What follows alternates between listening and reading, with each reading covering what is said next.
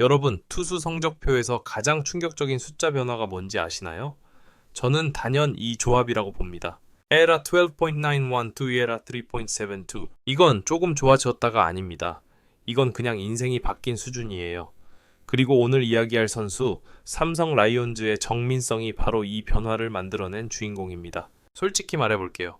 불과 몇 시즌 전까지만 해도 정민성이라는 이름을 들으면 팬들 반응은 대부분 비슷했을 겁니다. 공은 있는 것 같은데 선발은 너무 위험하지 않나? 이 성적으로는 1군 얘기 꺼내기 힘들지. 21.91. 이 숫자는 단순한 부진이 아닙니다. 투수에게는 거의 사형 선고에 가까운 수치죠. 선발은커녕 이 선수를 계속 데리고 가야 하나? 라는 이야기가 나와도 이상하지 않은 단계였습니다. 그래서 많은 사람들이 정민성을 이미 선발 경쟁에서 제외했고 불펜도 애매한 투수 미래를 장담하기 어려운 자원, 이렇게 분류하고 있었습니다. 그런데 여기서 한 가지 질문을 던져야 합니다. 정말 정민성은 실력이 없는 투수였을까요? 아니면 방향을 잘못 잡고 있었던 투수였을까요? 이 질문에 대한 답이 바로 미국 유학이라는 선택으로 이어집니다. 요즘 KBO에서 해외 연수, 미국 트레이닝 이야기는 그렇게 특별하지 않게 들릴 수도 있습니다. 하지만 정민성에게 이 선택은 단순한 경험 쌓기가 아니었습니다. 이건 마지막으로 한 번 더 던져보자는 선택이었어요. 이대로 한국에서 같은 방식으로 던지다가는 정말 커리어가 끝날 수도 있다는 걸 본인도 구단도 알고 있었기 때문입니다. 미국에서 정민성이 가장 먼저 바꾼 건 구속도, 구종도 아니었습니다. 투구의 기본 구조, 릴리스 포인트, 하세 사용, 팔스윙의 반복성, 이 세 가지를 완전히 다시 만들기 시작했습니다. 이게 왜 중요하냐면요. 이 RA10점대를 찍는 투수들의 공통점이 있습니다. 공이 나쁘다기보다 공이 매번 다르다는 것. 정민성도 그랬습니다. 어떤 날은 공이 괜찮고 어떤 날은 아예 존에 안 들어가고 선발로 계산이 전혀 안 되는 투수였죠. 미국에서의 훈련은 이 들쭉날쭉함을 없애는 데 집중됐습니다. 힘을 더 주는 대신 동작을 줄이고 같은 공을 반복해서 던질 수 있게. 이 방향으로 바뀌면서 정민성의 투구는 눈에 띄게 안정감을 갖기 시작합니다. 구속이 갑자기 5km씩 오른 건 아닙니다. 하지만 중요한 건 평균 구속, 평균 제구, 이 두 가지가 확실히 달라졌다는 점입니다. 오늘은 잘 던졌네가 아니라 오늘도 비슷하네 라는 평가. 투수에게 이건 정말 큰 변화입니다. 그리고 이 변화는 결국 숫자로 나타납니다. ERA 3.72. 물론 이 수치가 리그 에이스급은 아닐 수 있습니다. 하지만 선발 투수 기준으로 보면 로테이션 하위 중위권 충분히 가능.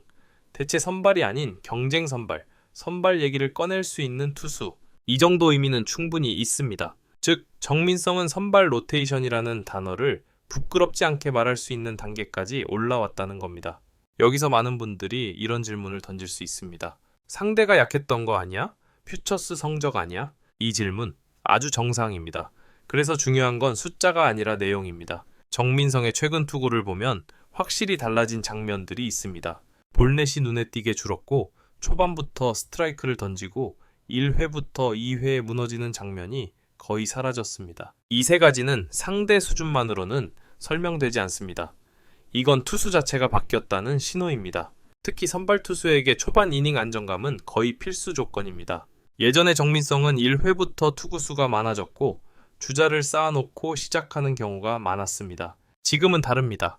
1회, 2회를 비교적 차분하게 넘기면서 경기를 시작할 수 있는 투수가 됐습니다. 이건 정말 큰 변화예요. 그리고 마지막으로 절대 빼놓을 수 없는 변화 하나, 멘탈입니다. 20점대를 경험한 투수들은 마운드 위에서 늘 불안할 수밖에 없습니다. 공 하나가 빠질 때마다 또 시작인가? 라는 생각이 들죠. 그런데 지금의 정민성은 실투 하나에 무너지지 않습니다. 볼 하나? 표정 안 바뀝니다.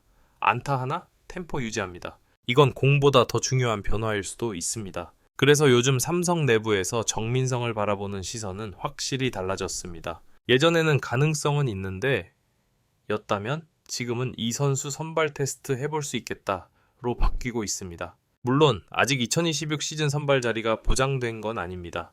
하지만 분명한 건 하나입니다. 이제 정민성에게 2026 선발 로테이션이라는 말은 더 이상 허황된 이야기가 아니다 라는 점입니다. 그렇다면 이제 다음 질문이 자연스럽게 나오겠죠. 미국 유학 이후 정민성의 구종과 투구 패턴은 구체적으로 어떻게 달라졌을까?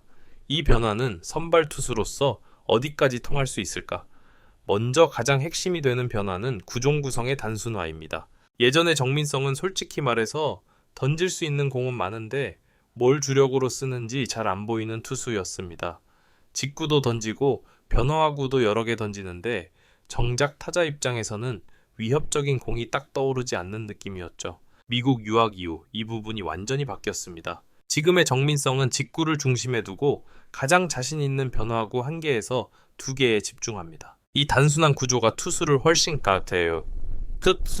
강하게 보이게 만듭니다.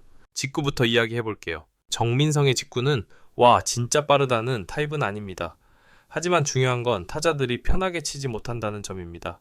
왜냐하면 스트라이크 존 위아래 활용이 확실해졌고 가운데 몰리는 실투가 줄었고 초구 스트라이크 비율이 눈에 띄게 올라갔기 때문입니다. 예전에는 직구는 스트라이크 잡기용이었다면 지금은 직구로 카운트를 유리하게 만들고 직구로 타자를 밀어붙입니다. 이건 선발 투수에게 정말 중요한 변화입니다. 다음은 변화구입니다. 정민성의 변화구가 좋아진 이유는 회전수가 갑자기 늘었기 때문도 각이 엄청 커졌기 때문도 아닙니다. 핵심은 딱 하나입니다. 직구랑 구분이 안 된다는 점. 릴리스트 포인트가 안정되면서 직구와 변화구의 출발점이 거의 같아졌고 타자들은 공이 날아오는 중반까지 판단을 미루게 됩니다. 이게 되면 어떤 일이 생기냐면요. 변화구가 스트라이크로 들어와도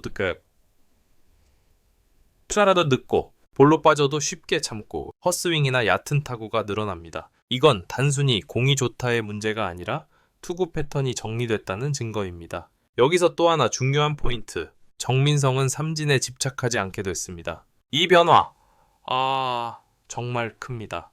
예전에는 삼진을 잡으려고 하다 보니 카운트가 불리해지고 투구수가 늘고 결국 초반에 무너지는 경우가 많았습니다. 지금은 다릅니다. 촉에 맞춰 잡아도 오케이 투구수 줄이는 게 우선 5이닝을 어떻게 넘길지 먼저 생각. 이건 명확하게 선발 투수 마인드가 생겼다는 신호입니다. 그럼 이제 정민성을 선발 투수 기준으로 정리해 볼 수 있겠죠. 선발로서의 강점. 첫째, 초반 안정감입니다.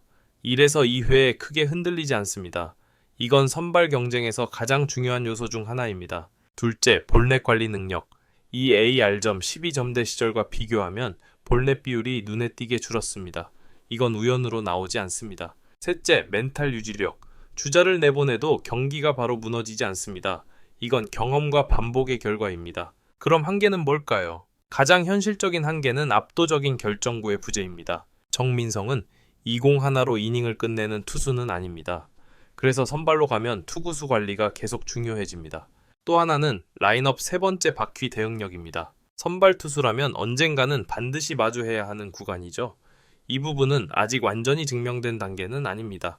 그래서 가장 현실적인 그림은 이겁니다. 선발 경쟁 후보로 시즌 시작 5이닝 전후를 목표로 기용 내용이 좋다면 로테이션 잔류. 이 루트는 리스크도 적고 선수 성장에도 가장 이상적인 방식입니다. 여기서 다시 한번 강조하고 싶은 점. 정민성의 반등은 운이 좋아서 성적이 나온 케이스가 아닙니다. 구조를 바꿨고 투구 패턴을 정리했고 사고방식이 달라졌습니다. 이 세 가지가 동시에 바뀌지 않으면 이 RA 12.91에서 3.72로 내려오는 건 사실상 불가능합니다. 자, 이제 마지막 질문만 남았습니다. 이 변화는 2026 시즌까지 이어질 수 있을까?